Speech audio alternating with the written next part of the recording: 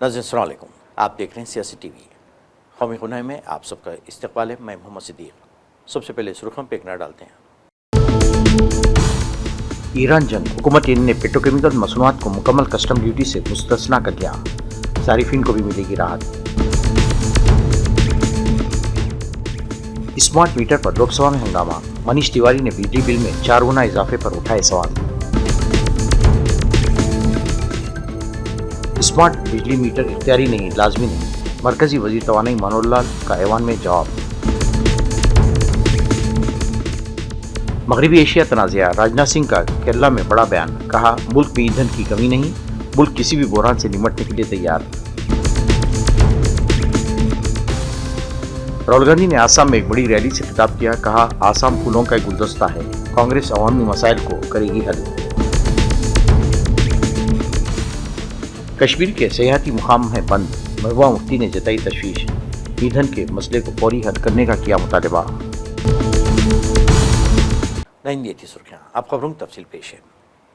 हुकूमत ने ईरान जंग और इसके नतीजे में आलमी सप्लाई चेन में रुकावटों के पेश नज़र 30 जून तक अहम पेट्रोकेमिकल मसनूआत पर कस्टम ड्यूटी की मुकम्मल छूट फराहम करने का फैसला किया है। ये इक़दाम घरेलू सनत के लिए अहम पेट्रोकेमिकल मवाद की मुसलसिल दस्तियाबी को यकीनी बनाने, उन्हें खाम माल के तौर पर इस्तेमाल करने वाले शोबों पर लागत के दबाव को कम करने और मुल्क में सप्लाई के इस्तेहकाम को महफूज बनाने के लिए एक आर्जी और हदफी रिलीफ के तौर पर लागू किया जा रहा है।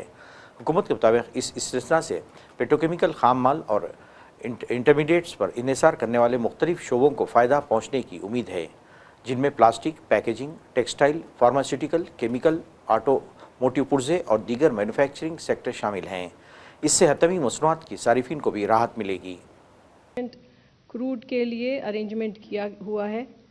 हमारी रिफाइनरीज उच्चतम स्तर पर चल रही हैं। रिटेल आउटलेट्स पर कोई ड्राई आउट रिपोर्टेड नहीं है। इस संबंध में मैं आपको बताना चाहूँगी कि लगभग 2 महीने पहले जो ब्रेंट $70 पर बैरल की रेंज में चल रहा था, वो आज $100 के ऊपर पहुँच चुका है। इसके बावजूद घरेलू उपभोक्ताओं के लिए पेट्रोल, डीजल की दरों में कोई वृद्धि नहीं की गई है। 6 अप्रैल 2022 से पेट्रोल और डीजल का दाम नहीं बढ़ाया गया है और मार्च 2024 में पेट्रोल और डीजल का दाम 2 रुपये कम किया गया था, जो अभी भी बरकरार है।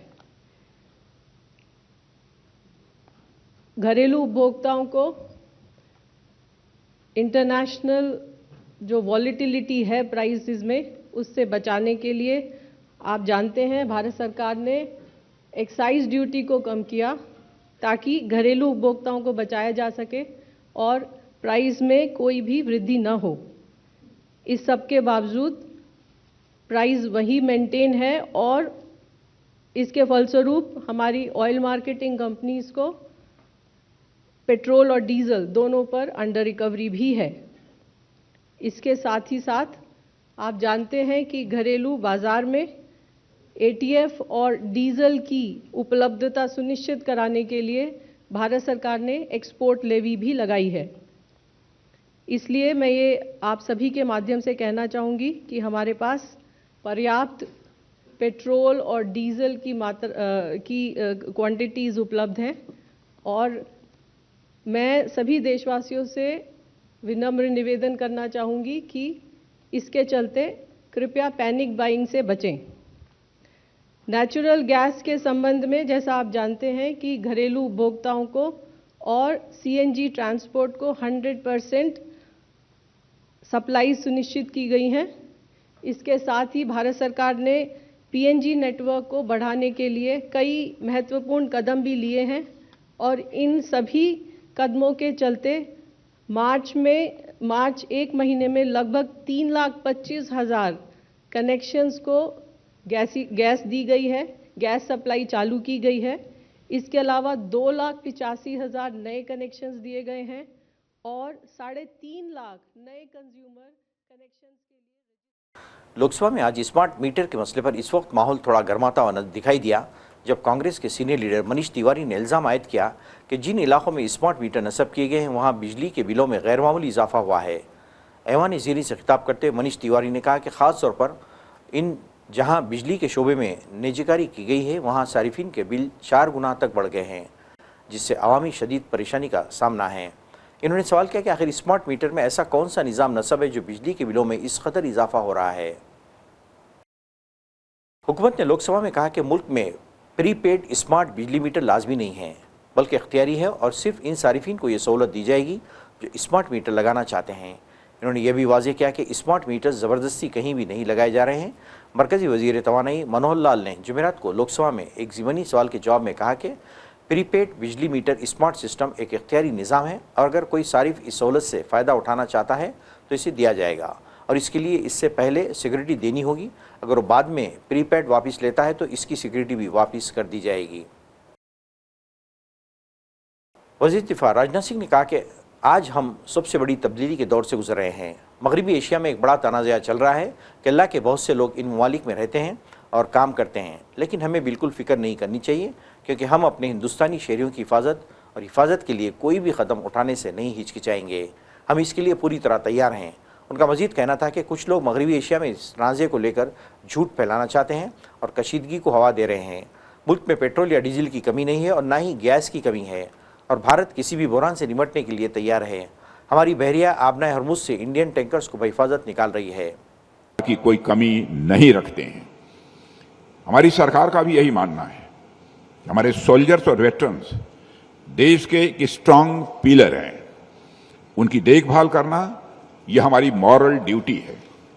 हमारी सरकार ने अपने वेटरन्स के लिए बीते वर्षों में कई ठोस फैसले किए हैं और आने वाले समय में भी यह सिलसिला रुकने वाला नहीं है।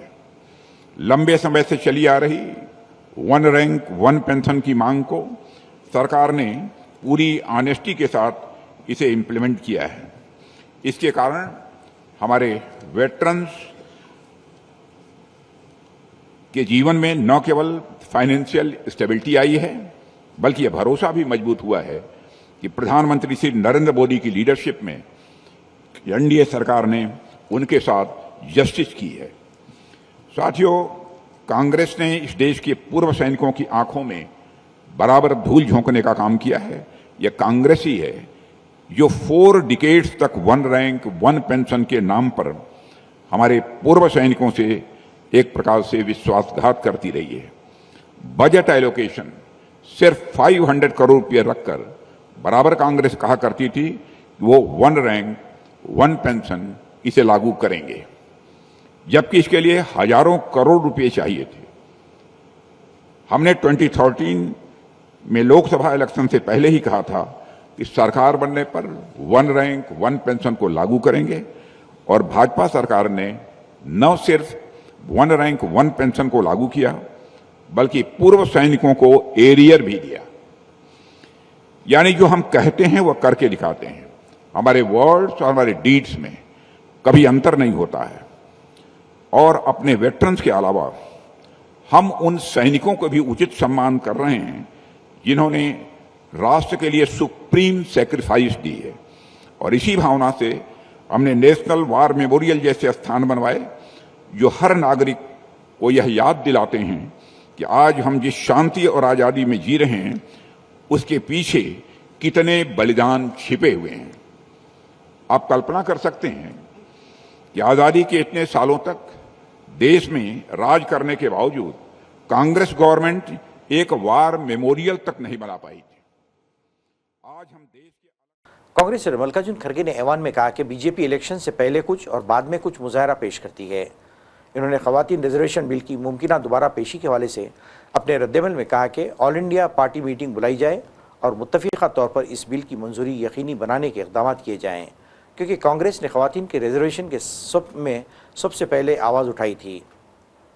आपको लिखा और मैंने ये कहा कि ऑल पार्टी मीटिंग अपोजिशन की बुलाई है ताकि हम सभी मिलके एक राय देंगे और आपका भी जो विचार है हमारे सामने रखेंगे प्रपोजल।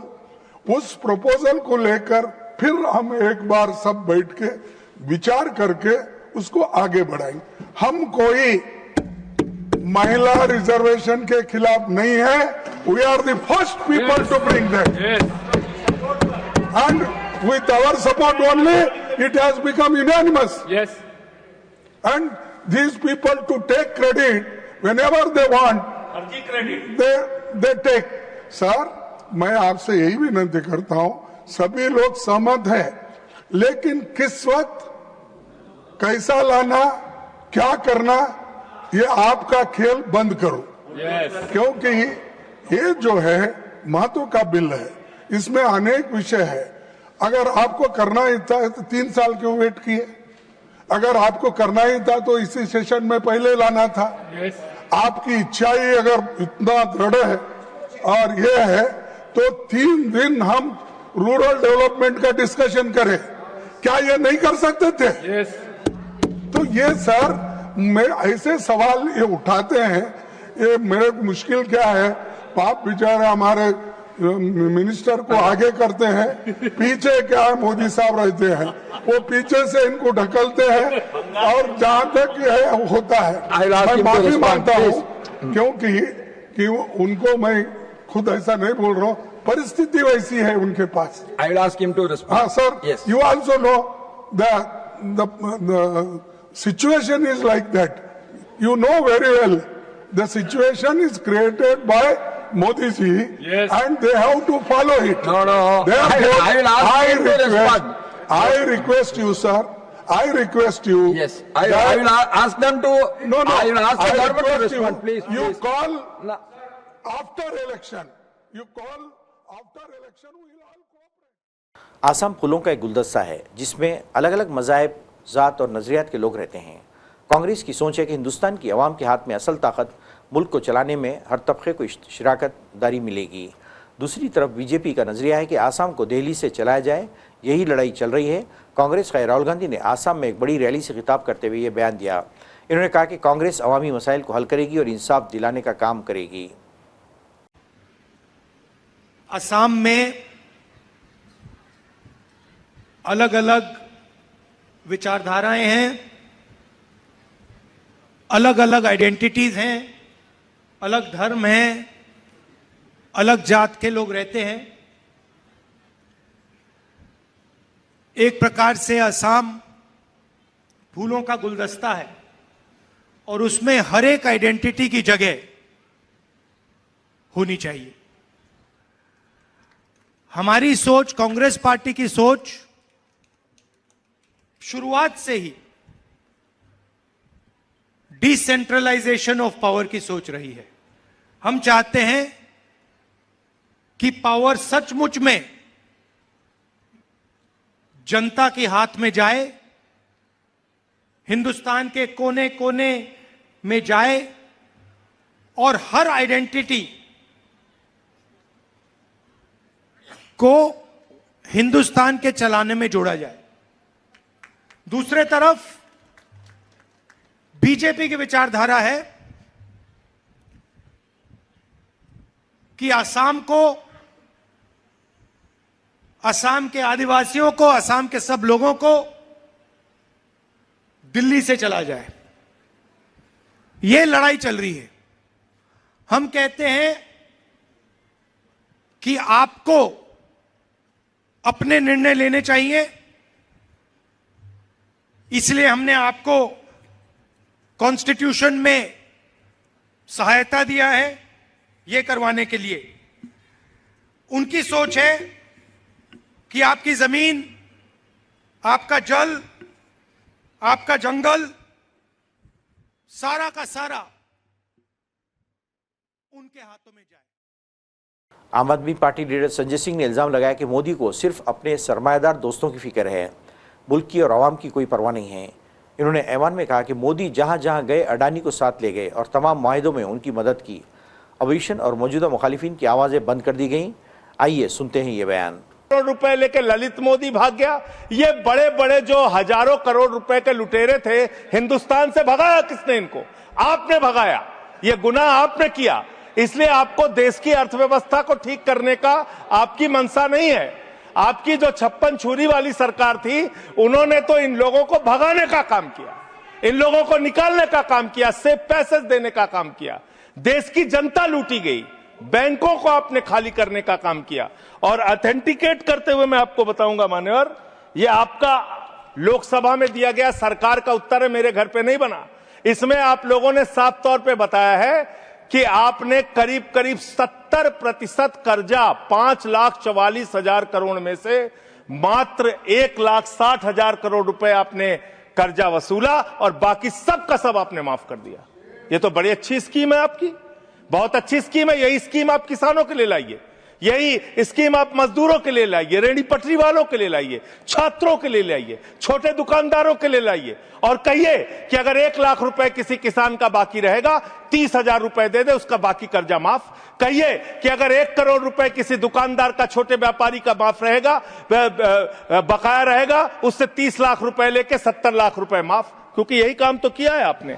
आंकड़े पढ़ रहा हूं मान्यवर, ध्यान से पूरे देश को सुनना चाहिए क्या है आपकी असलियत। आपने भूषण स्टील का 54,000 करोड़ रुपए कर्जा बकाया था, 42,000 करोड़ रुपए आपने वसूला, 23% आपने माफ किया। एसआर का, भूषण स्टील का 57,000 करोड़ रुपए बकाया था, 35,000 करोड़ वसूला, 38% आपने माफ किया। 8,000 करोड़ रुपए ज्योति स्ट्रक्चर्स का बकाया था, 55% आपने माफ किया।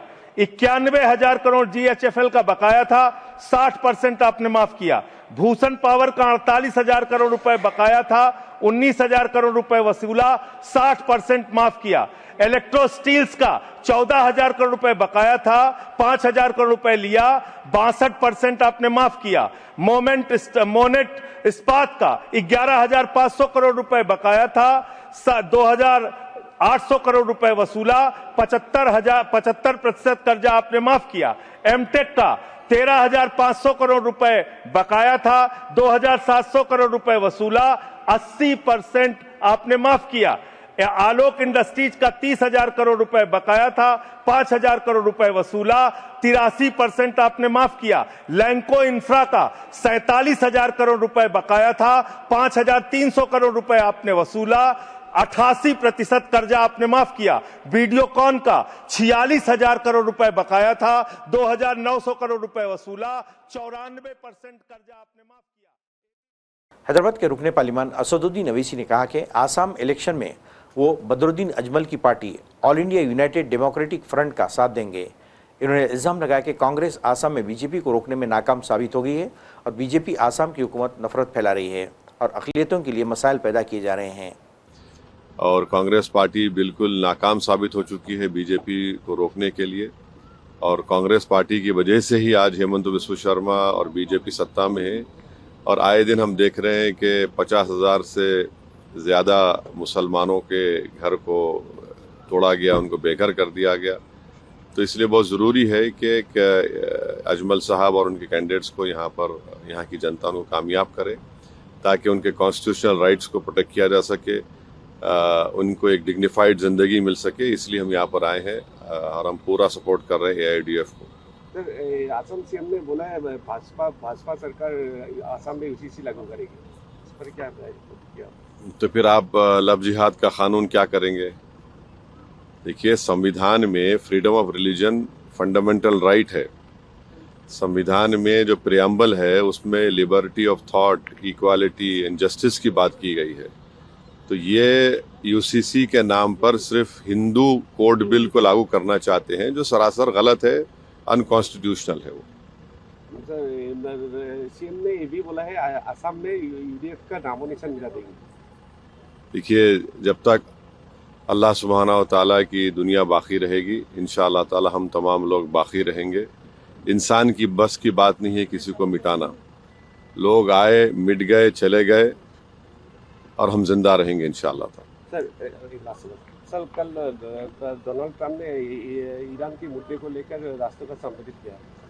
देखिए, डोनाल्ड ट्रंप अब वहाँ पर इन्वेजन करेगा, अपनी फौज को उतारेगा और हम देख रहे हैं कि नरेंद्र मोदी की गवर्नमेंट की गलत फॉरेन पॉलिसी की वजह से आज गैस की कमी है पूरे भारत में। कमर्शियल गैस तो मिलना बहुत मुश्किल है और जिन छोटे ऑटो ड्राइवर्स जो गैस से अपना ऑटो चलाते थे या जो लोग छोटे छोटे अपने होटल चलाते थे, बंडी पे चाय बनाते थे, वो सब आज परेशान हैं। तो इनके डोनाल्ड ट्रंप अनकरीब में अपनी फ़ौज को उतारेगा, इससे और भारत को तकलीफ होगी और हम देख रहे हैं कि 1 करोड़ से ज़्यादा भारत के नागरिक। जम्मू कश्मीर PDP की सरबराह महबूबा मुफ्ती ने मीडिया से खिताब किया। उन्होंने कहा कि पहलगाम में सयाहती मुकामात बंद है और खाली पड़े हैं। अगर कोई सयाह पहलगाम जाता है और चंदवारी नहीं जाए तो वहाँ उनके लिए कोई जगह नहीं है। मैं गवर्नर से दरख्वास्त करती हूँ कि इस सड़क को पहले लाख रुपए खर्च करके खोलें। रिजर्व्स को फ़ायदा हो सकता है और सयाहों के लिए भी बहुत सी जगह खोल दी गई हैं। चाहिए सिक्योरिटी के सख्त इंतजाम हों। मेरी सिर्फ यही अपील है कि इन जगहों को खोल दिया जाए। इसके अलावा बागबानी की सरगर्मियों या कीड़ेमार अद्वियात के छिड़काव के लिए कोई पेट्रोल दस्तियाब नहीं है। पहलगाम जाता है, जब वो चंदनवाड़ी नहीं जाता, उसको कोई जाने की कोई जगह नहीं है, डियर पार्क बंद है, तो वहाँ से मायूस होकर वापस आ जाता है। तो मेरी गवर्नर साहब से गुजारिश है कि एक तो ये जो बिजवाड़ा लंगनबल पहलगाम रोड है इसको खोल देना चाहिए। बेशक सिक्योरिटी का इंतज़ाम हो मगर इसको खोल देना चाहिए ताकि वहाँ जो लोग हैं बेचारे जिन्होंने लाखों रुपए खर्च करके वहाँ रिजॉर्ट्स बनाए हैं उनका कुछ का कोई फ़ायदा हो। और दूसरी जो पहलगाम में जो पार्क्स बंद हैं, जैसे बाइसरन बंद है, चंदनवारी बंद है, तो उससे घोड़े वालों का वहाँ के लोगों को बड़ा नुकसान होता है। तो बेचारे क्या करेंगे ये लोग? एक हादसा हो गया तो हादसे की वजह से तो पूरा कश्मीर बंद नहीं करना है। तो इसलिए मेरी गवर्नर साहब से यही गुजारिश है कि इसको कंसिडर करें और इन जगहों को खोल दिया जाए और ये रास्ता भी वहाँ से जो है पहलगाम लंगनबल खोल दिया जाना चाहिए। इसके अलावा यहाँ जो बागबानी आजकल चल रही है, दवा का छिड़काव चल रहा है, पेट्रोल लोगों को देते नहीं हैं बेचारे, वो उसमें केन में लेना चाहते हैं, उनको पेट्रोल नहीं मिलता है। गैस की बहुत किल्लत है, जिस यहाँ कई लोग मुझे मिले तो वो दिक्कत भी बहुत है। सरकार तो कहती है गैस की कोई किल्लत नहीं है, तो पर गैस की किल्लत है। बागबानों को पेट्रोल मिलना चाहिए, वो नहीं मिल रहा है। इस तरह माइनिंग के यहाँ बड़े इश्यूज़ हैं कि कई जो बेचारे जो ट्रैक्टर या टेम्पू में आप मटीरियल लेके जाते हैं तो पुलिस पकड़ती है, फिर उन बेचारों को जुर्माना भी देना पड़ता है। तो इस किस्म के यहाँ लोकल मसाइल जो हैं जो मेरी नोटिस में आए बहुत है। इसके अलावा यहाँ एक जो मसला आया वो प्राइवेट स्कूल के जो टीचर्स हैं, तकरीबन कोई 1 लाख होगा मेरे ख्याल में खाली कश्मीर में तादाद, और जम्मू में भी तादाद होगी। तो इनकी बहुत तनख्वाहें कम हैं, 5,000 से लेके ज़्यादा से ज़्यादा 10,000। तो अगर आप देखें कि मिनिमम वेजेस जो होता है वो भी 600-700 रुपये मज़दूर को दिन को मिलता है। तो उनको मैंने यकीन दिलाया कि हम कोशिश करेंगे असेंबली में इस सेशन में ना अगले सेशन में इस मसले को भी उठाएं, और अगर ज़रूरत पड़ी तो हम कोई ना कोई बिल भी लाएंगे कि एक तो इनका भी प्रोविडेंट फंड बनना चाहिए और इनको तकरीबन 20,000 रुपये तो तनख्वाह मिलनी चाहिए, क्योंकि प्राइवेट स्कूल बहुत कंट्रीब्यूट करते हैं हमारे एजुकेशन में। तो आज मैं यहाँ खनाबल आई थी यही सोच के कि हर महीने की 1 तारीख को मैं यहाँ आऊँगी, क्योंकि साउथ कश्मीर के जो हमारे वर्कर हैं, बाकी लोग हैं, उनको श्रीनगर आने में दिक्कत होती है। तो इसलिए कुछ लोग आए, कुछ मसले थे, तो इन पे बात हुई हमारी आज। सेम इशू NHM मुलाजिम का भी है, वो लोग भी आज जम्मू कश्मीर में हड़ताल पे, क्योंकि उनकी नहीं, देखिए डेली वेजेस का बहुत बड़ा मसला है जिनका हमने पहले भी बोला है, हमने बिल भी लाया था कि उनको रेगुलराइज करना चाहिए, क्योंकि जितने भी डिपार्टमेंट। नाज़रीन, आखिर में सुर्खियों पे एक ऑनर। ईरान जंग, हुकूमत ईरान ने पेट्रोकेमिकल मसनूआत को मुकम्मल कस्टम ड्यूटी से मुस्तस्ना कर दिया, सारिफीन को भी मिलेगी राहत। स्मार्ट मीटर पर लोकसभा में हंगामा, मनीष तिवारी ने बिजली बिल में 4 गुना इजाफे पर उठाए सवाल। स्मार्ट बिजली मीटर इख्तियारी नहीं, लाजमी नहीं, मरकजी वजीर तवानाई मनोहर लाल का ऐवान में जवाब। मगरबी एशिया तनाज़ा, राजनाथ सिंह का केरला में बड़ा बयान, कहा मुल्क में ईंधन की कमी नहीं, मुल्क किसी भी बहरान से निपटने के लिए तैयार। राहुल गांधी ने आसाम में एक बड़ी रैली से खिताब किया, कहा आसाम फूलों का एक गुलदस्ता है, कांग्रेस अवामी मसाइल को करेगी हल। कश्मीर के सयाहती मुकाम है बंद, महबूबा मुफ्ती ने जताई तशवीश, ईंधन के मसले को फौरी हल करने का किया मुतालबा। नाज़रीन, इसके साथ ही कौमी खबरनामा खत्म होता है। मुझे और सारी सियासत की टीम को इजाज़त दें। अल्लाह हाफ़िज़।